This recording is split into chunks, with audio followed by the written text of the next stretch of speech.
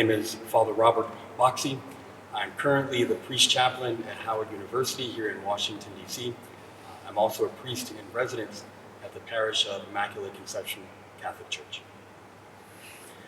My faith journey as an African American Catholic has been one that's been constant my entire life. And I was originally from Lake Charles, Louisiana, and I grew up in a very vibrant Black Catholic faith. We had Black priests there during my whole time there. It's a parish that just celebrated its centennial last year. And we also boast of two African American bishops for the United States, Bishop Harold Perry, who was the first Black bishop of the modern era, and also Bishop Leonard Olivier. Both of them were from my hometown and from my home parish. And this was the community, the faith community that raised me, that I grew up in, and that really gave me a really great gift, an incredible gift of the love of God, faith in God, of perseverance, of being proud of who I was as a Black Catholic. And so my faith has really been something extremely important to me my entire life. My parents instilled in us, learn how to pray. They taught us how to pray, going to Mass every weekend. We talked about faith in the home. We prayed together in our home. And even when I went off to college, the one thing that my dad told me to do, in addition to studying hard and doing what I was supposed to do in class, but he told me to make sure you go to Mass on Sundays. Make sure you go to Mass on Sundays.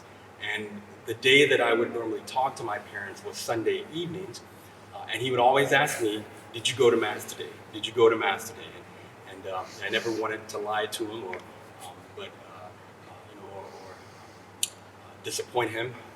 So that encouraged me and inspired me to make sure at least that I went to Mass. But in doing that, in going to Mass on my own, the faith became something that was important to me. It wasn't just something that I did with my parents growing up, but during that time, especially in college, it was something that I took ownership for myself. So I'm very thankful and grateful for that upbringing and that background and that formation growing up back home. Yeah, the witness that I've learned from other Black Catholics is perseverance. Is a deep faith that runs deep, despite the fact of discrimination, injustice, of being treated literally as second-class citizens. It's a faith that knows who God is, who truly knows who God is, and who Jesus Christ is, despite the fact that those around us, may not know who that is, may not know who the person of Jesus is, and it's extremely inspiring. It's encouraging. It's something that I lean on, when I'm having my struggles or difficulties or doubts, knowing that there were individuals who came before me who had to experience and endure conditions much worse than what I live in right now. And so it's something that's encouraging. It's something that makes me proud to be a Catholic. It's something that wants me to incorporate everything that they fought for, everything that they taught me, to continue and preach that and share that as a disciple of Christ, as a priest, and in this new role as chaplain at Howard University. Okay. There's an experience that I've had of racism. I sort of experience a lot of slights or insensitive comments, or having to explain things to individuals who don't really know the impact or what their words or their statements mean. So I sort of deal with that on a fairly regular basis. But there was one incident in particular when I was in seminary. I had just arrived at the North American College in Rome, and as I was moving my stuff into my room, my next door neighbor, his door was open, and he had a Confederate flag in his room. And I had just arrived there, and I saw this, and I sort of became extremely discouraged, and thought to myself that I'm going to have to address this, confront this, and deal with this. and this individual, he was actually a nice guy. He was a good guy. He was young, a little bit immature, um, but I told him, because he was my next door neighbor, and he would often have a lot of guys that would come to his room to hang out. And I told him that I cannot go into your room with that flag hanging in your room. And I told him what it means to me, what the history of it, and shared the thoughts and feelings that come to mind that this flag conjures up in the mind of an African American. And like I said, he wasn't a bad guy. I think that this was just what he learned. This was just what he grew up with.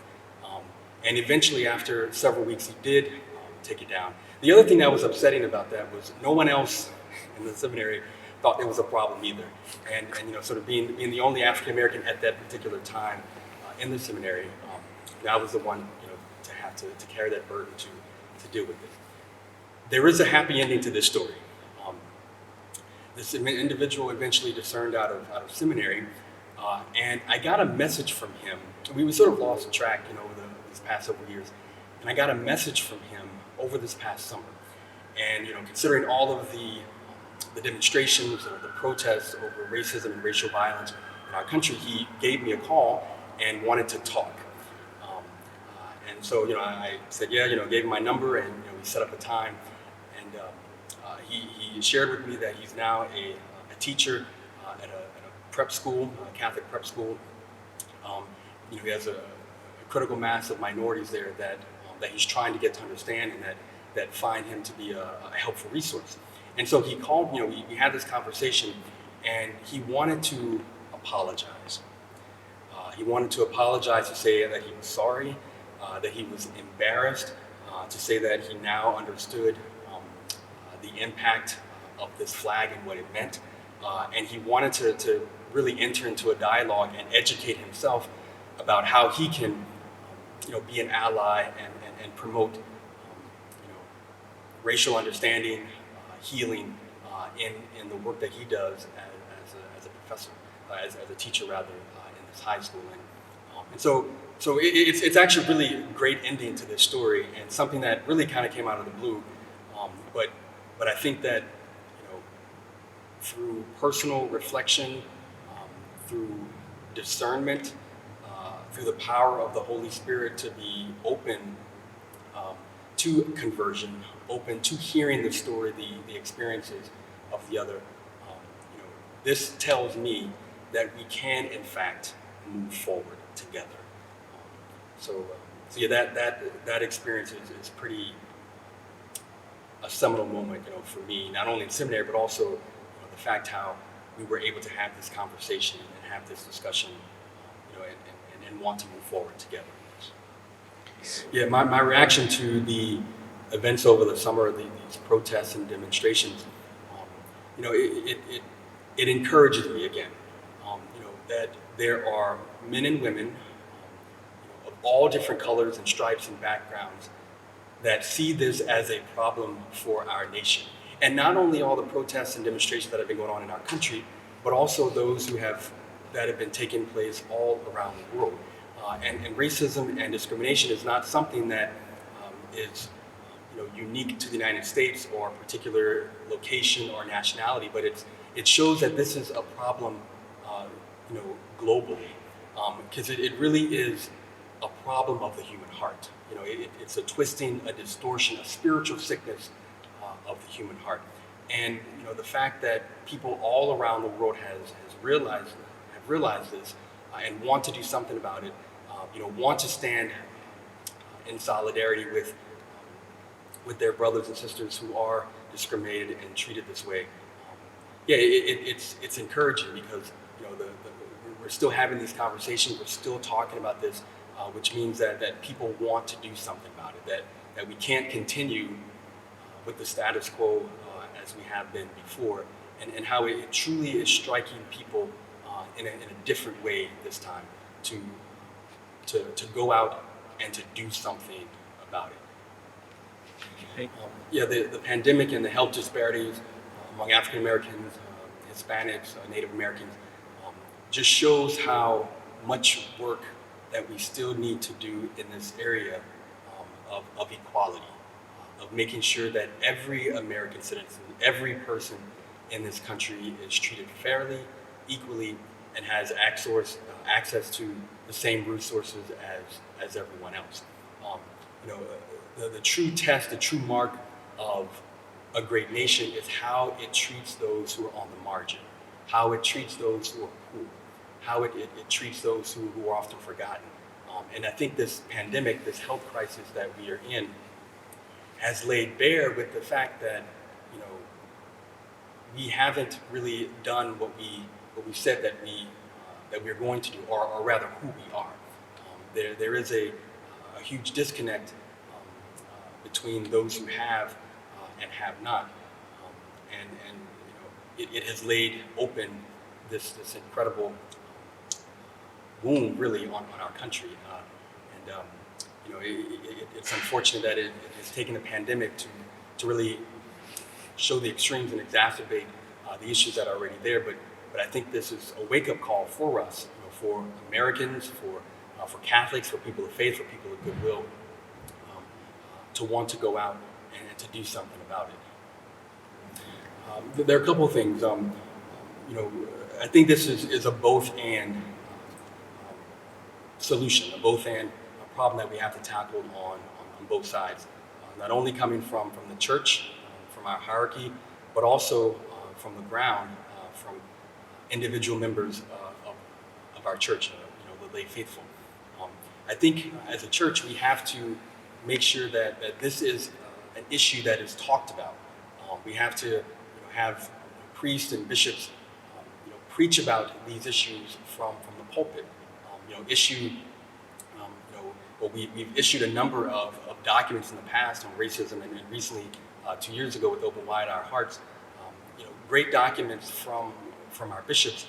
We actually need to read them and implement them. We have an incredible faith of 2,000 years of patrimony, of tradition, that gives us everything that we need to address the serious sin of racism in our country. We have to look at who's in leadership positions in our dioceses, in our chanceries, and who's not at the table. Making sure that we as a Catholic Church, which is universal, is actually hearing the voices and have the voices of all of her people, all of her members represented. I think also we have to do better in seminary formation. We have to make sure that young men who are studying for the priesthood to minister to the people of God are equipped, who know the history, and who are given the tools and the skills to go out and to combat this sin and to help their people deal with what they can do in this regard. For individual Catholics, I think that all of us, and myself included,